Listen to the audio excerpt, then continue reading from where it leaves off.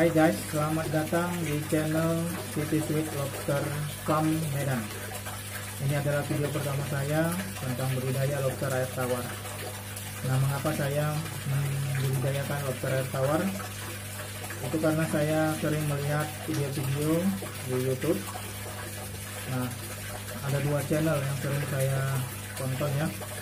Yang pertama itu channelnya Pak Tuntun, Maestro Lobster Air Tawar Indonesia, di channel BFC Farm, kemudian channel Mas Azifari Suhaimi di channel Lobsman Team Crisis. Nah, setelah menonton video-video tersebut, saya tertarik untuk membudidayakan lobster air tawar. Nah, saya mencoba membudidayakan lobster air tawar jenis red claw dengan media air pump. Nah, untuk pembudidaya yang lain mungkin menggunakan air sumur atau air tanah. Nah, saya membudidayakan ini tidak tahu resikonya karena perbedaan dari airnya ya.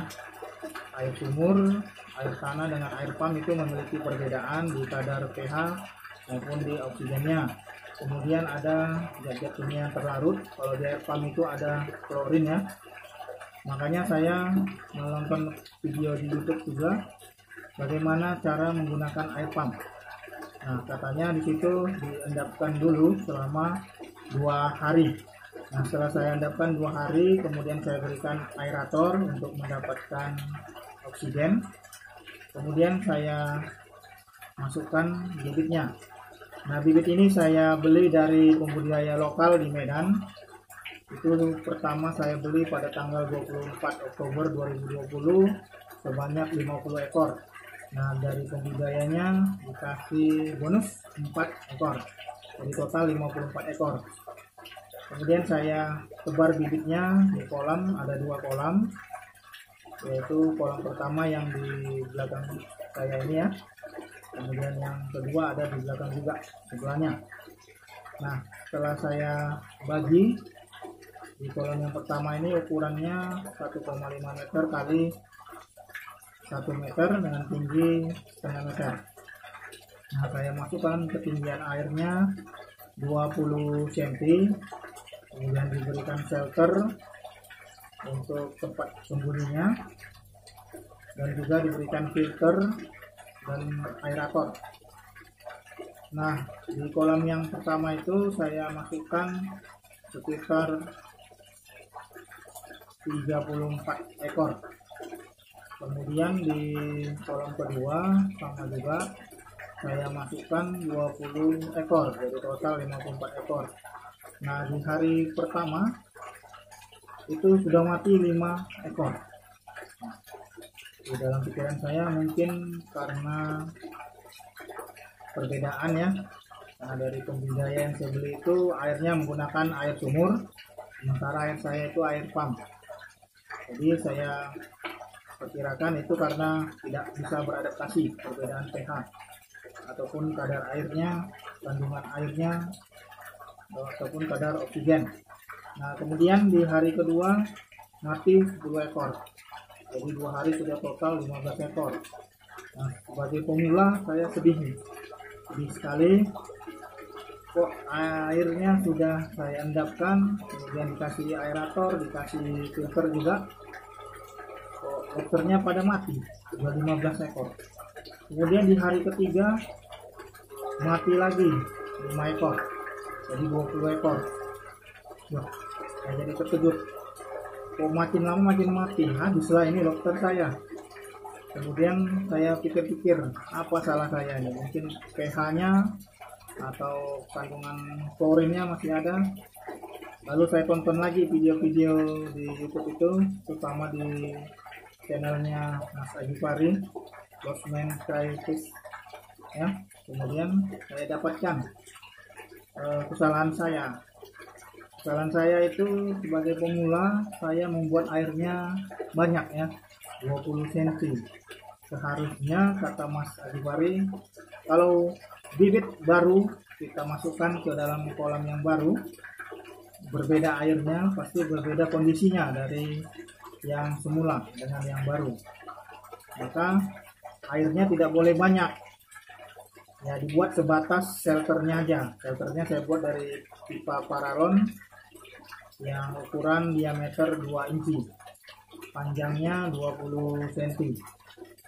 Nah, itu kalau baru airnya tidak boleh banyak, karena biar dia bisa beradaptasi, biar lobsternya bisa naik ke atas untuk mengambil udara. Kan dia stres ya, karena dari yang lama pindah ke baru, beda kondisi air, medianya, dan juga kadar oksigennya. Nah, dari situ saya belajar, oh ternyata saya ada kesalahan itu. Nah, di hari keempat mati lagi, ada 7 ekor. Jadi total 27 ekor sudah mati bibit saya. Nah, di hari kelima saya lihat tidak ada yang mati. Kemudian hari seterusnya sampai sekarang sudah ya lebih kurang 3 minggu, lobsternya masih aman-aman saja. Nah, semoga lobster ini akan baik hasilnya nantinya.